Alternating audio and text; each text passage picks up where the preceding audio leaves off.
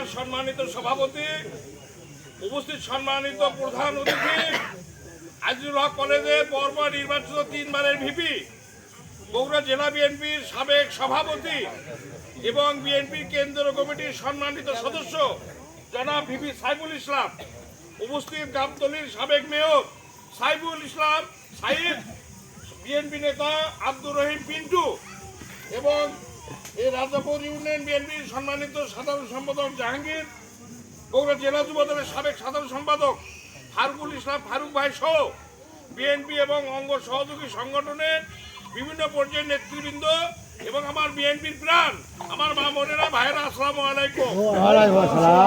সময় কম, অনেক বক্তা আছে এখানে, কথা সংক্ষিপ্ত।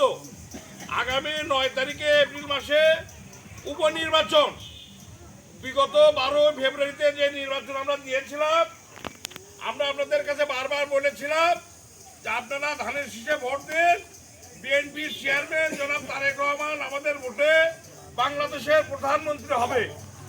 আপনারা আমাদের কথা বিশ্বাস করে বিপুল পরিমাণ ভোটের ব্যবধানে বিএনপির চেয়ারম্যান জনাব তারেক রহমানকে নির্বাচিত করেছেন এবং তিনি বাংলাদেশের প্রধানমন্ত্রীর শপথ গ্রহণ করেছেন।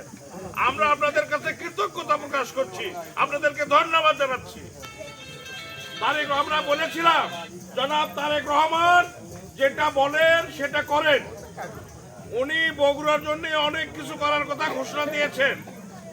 গত কয়েকদিন আগেই ইতিমধ্যে ফ্যামিলি কার্ড বিতরণ শুরু হয়েছে। আগামী মাসের 14 তারিখে কৃষি কার্ড বিতরণ হবে। বগুড়া সিটি কর্পোরেশন ঘোষণা হবে, বগুড়া মেডিকেল কলেজ, বগুড়ার বিশ্ববিদ্যালয় ঘোষণা হবে, বগুড়া বিমানবন্দর চালু হবে, রেলপথ চালু, অনেক কিছু চালু হবে। এই কাজগুলো উনি কিভাবে একা করবেন? উনি তো বাংলাদেশের প্রধানমন্ত্রী, তাই ওনার একজন প্রতিনিধি বিশ্বস্ত দরকার। বগুড়াতে যিনি এমপি হয়ে ওনার পক্ষে কাজগুলো করবেন। এমপি হওয়ার মতো উপযুক্ত লোক অনেক ছিল, সাইফুল ভাই ছিল, মাহবুব সাহেব ছিল, লালু ভাই ছিল, বাদশা ভাই ছিল। উনি তাদের মধ্যে একজনকে বেছে নিয়েছেন, অন্যজনকে ওনার হয়তো সম্মানের জায়গায় দেওয়া হবে, তাদেরকে হতে দেবেন ইনশাল্লাহ। একজনকে মনোনীত করেছেন, যেহেতু একজনকে দিয়েছেন, তা আমরা তাকেই তারেক রহমান মনোনীত প্রার্থী হিসেবে আমরা গ্রহণ করতে হবে। সে যদি আমার শত্রু হয়, সে যদি আমার বিপক্ষের লোক হয়, তারেক রহমানের প্রিয় লোক হিসেবে, মনোনীত লোক হিসেবে আমাদের ধানের শীষে মার্কে ভোট দিয়ে তাকে এমপি করা আমাদের জন্য জরুরি। আমাদের বিগত দিনে ভুল বুঝে জান্নাত পাওয়ার আশায় টাকার লোভে যারা ঈমান নষ্ট করেছিলেন, তারা তওবা করে এই জামাত মানে ভাওতাবাজি, এরা মুনাফিক, এরা হলো এদের ধর্মের কোনো রেশ মাত্র নেই, এই কথা তো আপনারা বিশ্বাস করেছেন। এই বিশ্বাস করে আগামী দিনে বিগত দিনের যে জামাতের যে কটা ভোট দিয়েছিলেন, এর ভোট যেন অর্ধেকের কম পায়, বা এই ভোটগুলো যেন বিএনপির সঙ্গে প্লাস হয়। আমাদের সম্মানকে রক্ষা করেন ইনশাল্লাহ।